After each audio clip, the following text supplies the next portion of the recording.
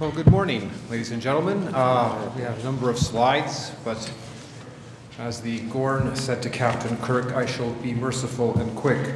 So I'm going to try and go through the material fairly quickly. I'm co-authoring with Herb, so I'm going to take you through some of the empirical stuff, and then Herb will bring in the policy application. So common determinants and cost drivers of provincial government health expenditures. So what we do is examine the determinants and drivers of provincial government health expenditures. I'm going to quickly review some trends very quickly. Most of you are familiar with them. We're going to look at some estimates of determinants of health expenditures and then move from that to the implications for bending the cost curve in terms of what might need to be done. In terms of a very quick summary, there's a lot of diversity across the various expenditure categories. I mean, there are common determinants, but the size of the impacts vary across the categories.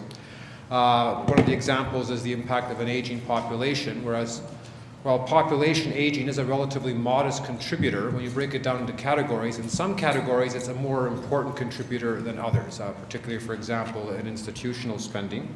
And ultimately, when you start looking at these determinants, as we're going to see, many of these determinants in some ways can be linked to the price of healthcare services. And so bending the cost curve ultimately will require strategies to shift to lower cost inputs. In terms of basic trends, spending has gone up. In real per capita terms, average provincial government health expenditure has more than doubled since 1975, and the growth rates vary across provinces. If you recall last night's dinner talk by Roy Romano, he mentioned how in federalism there's a diversity of experimentation in terms of different approaches to things that can be attempted within the federation. Part of that diversity also extends to the growth rates of health spending. Newfoundland and Labrador, New Brunswick and Nova Scotia, in terms of growth rates of real per capita spending since 1975, are clustered at the upper end, and at the bottom you see Ontario, British Columbia, Quebec, and Saskatchewan, as befits its geographical status, is sort of in the middle in terms of the growth rate.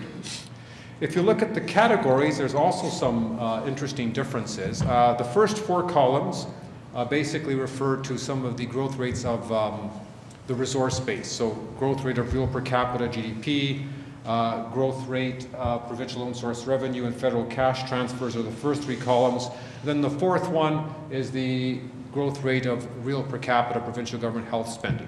So when you look at it that way, the growth rate of real per capita provincial government health spending exceeds these growth rates in the resource base. Then when you start looking at the separate categories, there's some interesting differences. Hospitals and physicians, which are the core of Medicare, have not actually been growing that much out of whack, out of the measures of the resource base. But then if you look at something like drugs or capital, all other health spending, the public health categories, they've been growing at a much faster rate than the resource base. When you start breaking it up into the categories, take something like hospitals. The one on the left basically shows 4 points in times across the provinces, but the one on the right basically looks at the total growth in real per capita provincial government hospital spending as taken out of the CIHI numbers. And again, Newfoundland has grown the most over that period. Ontario and Quebec and Saskatchewan are clustered at the bottom of the growth. So there's substantial diversity in the growth rates.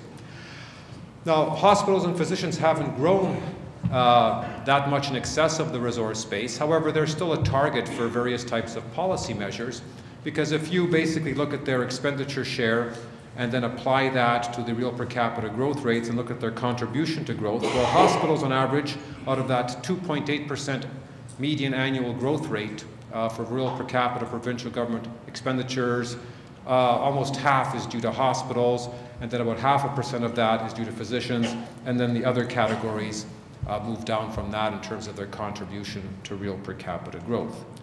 And the other interesting comparison is that real per capita provincial government spending, if you look at the far left, this is done by category, but it compares the provincial government spending and private sector health spending in Canada.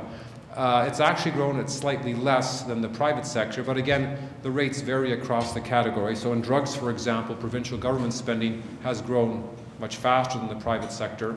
However, in something like administration, as you can see, the second last column, The blue line, which is the private sector, has grown substantially more than administrative costs on a per capita basis in provincial governments. So how much of this provincial variation in healthcare spending is due to differences across the provinces, due to their demographic differences and their general economic environments? How much is due to different approaches on the part of the provinces to how they run their healthcare systems? And what can we understand about these drivers in the end and apply it to bending the cost curve? So what we do is we run a pooled time series cross-section regression. So we run a regression equation in which real per capita health spending is regressed on the determinants of health spending. And the data is from the National Health Expenditure Base of the Canadian Institute for Health Information. We also have some variables taken from CanSim, as well as some of the revenue variables come from the federal fiscal reference tables. So basically, we regress real per capita provincial government spending, both for total spending by provincial governments on health, as well as the categories on things like real per capita GDP and population, time trend, age share variables, own source revenue, real per capita federal cash transfers, real per capita provincial debt interest, private sector variable, some transfer regime dummies, such as when the shift to established program financing occurred, or the Canada Health and Social Transfer, etc. And then provincial fixed effects, how I should refer to. I always refer to it as provincial dummies. It doesn't always go over well depending on the audience. But anyway, it's provincial dummy variables is what it should mean. In terms of the results, well, essentially, there's a lot of significant determinants here, but the most important ones, which are consistent across the categories, are things that we would normally expect: real per capita GDP, time trend. There's significant provincial differences after you control for the other variables. The proportion of population age 65 and over, depending on the categories, of varying significance, as well as the private share of total health spending variable, the provincial debt interest variable, and the revenue variables. The paper for the conference has the regressions in detail. Trust me, you probably don't want to see the table with all the results. It's sort of like numbers infinitesimal, and all these little decimals. And they're there, and we can make that available to you, of course. Some particular points: real per capita GDP, federal transfers, and own source provincial government revenues are generally positive and significant.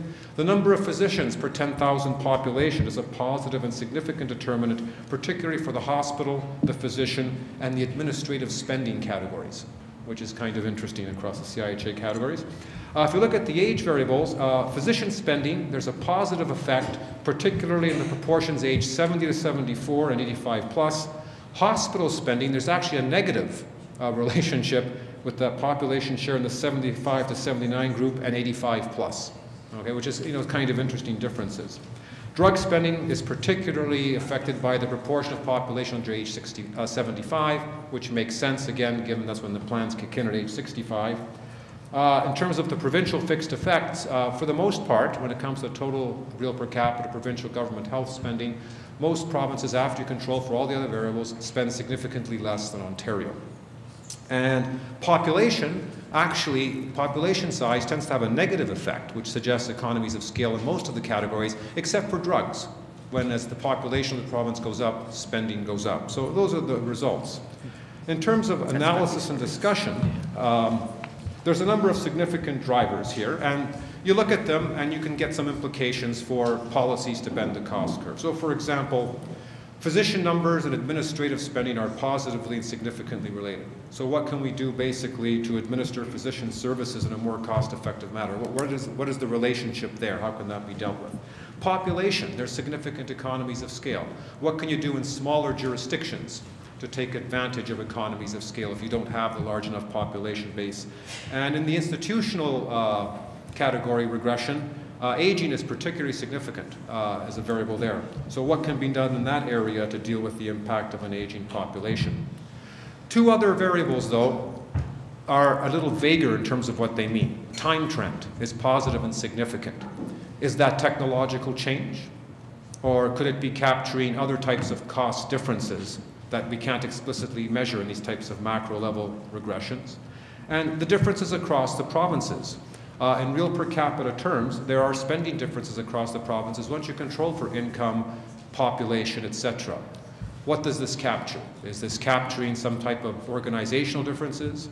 Should we just accept it as part of the immeasurable majesty of the Canadian Federation? I mean, what is it that drives these differences in spending once you control for a lot of the economic variables? And I guess our argument is going to be that might be something linked again to the price of the inputs. And so my co-author Herb is going to come up and take it from there.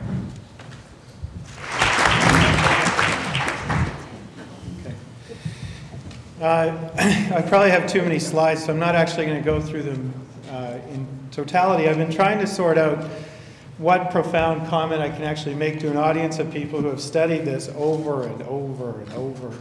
In fact, a common refrain I often hear when I go to conferences on cost containment in healthcare is, haven't we discussed this all before? Don't we know what the levers are? So until Greg spoke yesterday, I didn't really understand what the difference was with where Livio and I think we're trying to think about this. And I would just want to highlight the distinction between short-run objectives, short-run decision-making tools, and maybe long-run perspectives.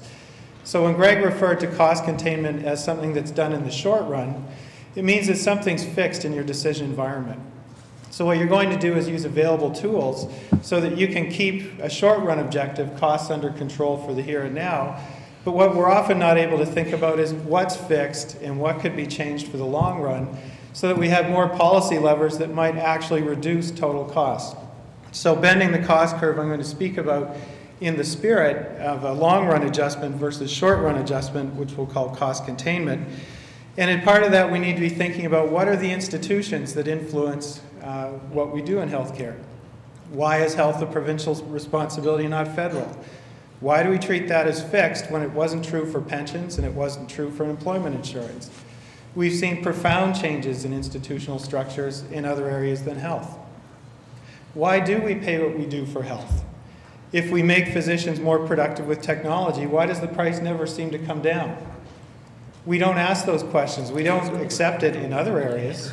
In fact, technology has solved all kinds of other problems by reducing prices and shifting resources between different skill levels in society. So if you think about what happened when typing came in over handwritten stenography, we saw an entire skilled market killed off, and we saw a de-skilled service come in, but we saw much more services provided in general in society. So I think we've been trapped in sort of a false way of thinking about the world, that we're always trapped in some short-run decision framework, and that we can't have more from our healthcare system because we have to take the prices as set by someone else and unadjustable. So the big puzzle we want to think about is how can we get prices in healthcare to reflect the productivity of the providers and the values that are in the system. And so I'm not going to give you any solutions to this. I'm just asking you to think about it. How do we start to get prices to adjust with productivity so that when the system gets better at doing something, the provider benefits by maybe higher volumes and more income, but the payer has to benefit as well. Some of that has to come down, and none of these ideas are original to me. You've probably heard them all before. I know Michael Decter's been talking about this for some time. And so, again, maybe repetition is what the healthcare system needs. If we keep saying it enough times, it'll start to get through. Now, just to highlight how profound the failure to change is in healthcare, I was thinking through things that have changed in my lifetime, which we'll call roughly 50 years. Now, in the time I've been alive, the Great Lakes went from being dead to being an active sport fishery. That was quite an accomplishment. When I was a kid in Ontario, we were told it was a disaster. We solved acid rain. We solved a couple of energy crises. We saw the Cold War end. Quebec may actually want to stay in Canada. But two things haven't happened. The Maple Leafs have not won a Stanley Cup, and healthcare hasn't reformed. So if we're thinking about a turtle derby, the new hard accountability is if the Leafs win that cup before we fix healthcare, we know there's been profound failure. Now, the title on this screen, putting it all together, the fifth way, I've started to decide it's an Alberta thing that you have to add a number to the iteration. So we're on boom 3.0 with oil and gas, and this time it's different, damn it. We're going to make this one last. Now, Ralph Klein had the third way, so I was trying to figure out why we called this the fifth way, and there's a couple reasons. One, Ralph Klein had the third way, which was politically unpopular. Stephen Duckett came in with the fourth way, which I actually believe was going to work, but they didn't want to do it. So now we're on to looking for a fifth way. And that's sort of how Alberta names things. But more to the point, to highlight the difference between short and long run adjustment, Reza Dieber wrote a great paper on cost containment for the Institute of Health Economics, and I may have the date of publication wrong. But one of the nice things about it is it was a good overview of what's been going on with cost containment. I found it very useful, so just a plug for a paper. If you want to read a nice piece, I highly recommend it. Now, the symbol that I came up with as I got thinking about this, because I get bored, I start thinking of Monty Python, is that when we have four ways to contain costs, we can increase efficiency in healthcare, increase administrative controls, limit resources available through the healthcare system itself, increase the financial incentives for patients to limit use in medical services, and everyone in the room knows that we've tried some variant of these at different points, except maybe the user fees. That one might be used to a lesser extent. So if these haven't really been working, is there something else we can do? And just before I jump to that, I know the clinicians in the room are trying to think how they could fix that guy missing his limbs, but we're going to move on from that. And for those of you who are in the public sector, no, we're not looking to chop the head off as the fifth option. If we can just kill the system, it can't cost us anything, right? As someone pointed out in an environmental conference once, extinction is a sustainable outcome. So they wanted a better definition of sustainability. So what can we do for something else? We need to think about what we can change. And when we look at this simple identity that it costs or expenditures or price times Q, what we've been doing under cost containment strategies, in my mind, is we've been focusing on adjusting quantities, volumes, numbers of services we purchase, but we haven't thought seriously about what we're doing about the price part of this. How can we get those prices adjusted so that we can get more out of our system? So productivity gains in medical care come with a problem that we get large expansions in quantities, and what we wind up with is then a view of technology is it's a cost driver that needs to be restrained. So this then has the potential opportunity cost that if we're actually looking at innovations coming in, like using information technology that might allow us to change the spatial distribution of where services are provided, if the prices can't adjust to allow those changes to occur, then we just get stuck adding cost to the system. So technologies always look expensive. But I don't want to go through all these slides, so I just want to pump through to a graph. And I want you to do a thought experiment because I watch people on their iPads and phones. You're enjoying Wi-Fi, you're enjoying connectivity. I want you to go back to 1984, and I want you to think about the world we're living in now with how we use information, devices, computers, and ask yourself, could we afford it if we were looking forward from 1984 at the prices of computers at that time? So basically a desktop computer which was not mobile, did not have internet, did not have much functionality, was about $10,000 to get a good one. So if you start thinking about putting a computer on everyone's desk, having a system where you can register online, what would the infrastructure cost? What would the service cost? How much were those little IT tech guys running around? What did they cost to hire? But somehow over the next 20, 30 years, we've not only seen everyone able to afford these devices and technology systems, we've become reliant on them. Even at the margin, everyone's showing that the productivity gains from these devices are zero. In other words, by our standard metrics in economics, the computer is a useless device because on the margin we've diffused it so far, it doesn't really give us much kick on productivity or anything anymore. But the reason we've diffused it so far is the price is down to zero pretty much. And it's not the price of the device, it's the price of the services that we get from it. And so we need to think about what is the value of a healthcare service, not what's the cost of the device that provides it. And if we could start to think about the productivity of the system and the value that comes in, then we start to think about different ways of getting that value out of the system and extending those inputs further. But to do that, we have to figure out how do we move from the short run, where all these price-setting mechanisms are set or taken as predetermined, to one where we can actually figure out how to manipulate it so that when doctors, nurses, and whoever else get more productive, those prices to us start to come down. Technology is an incredible change agent in most sectors, and it's solved lots of problems. We need to figure out how we can take that power into healthcare and get the same transformations coming in. And so I don't know how this is going to occur. Maybe it requires that instead of thinking about taking things out of the Canada Health Act, we need to start adding things in. So let's go, if what we're doing isn't working, let's go a different direction. So let's give decision makers different margins to decide on. So let's make home care, long-term care, publicly funded, universal, first dollar coverage, just like everything else.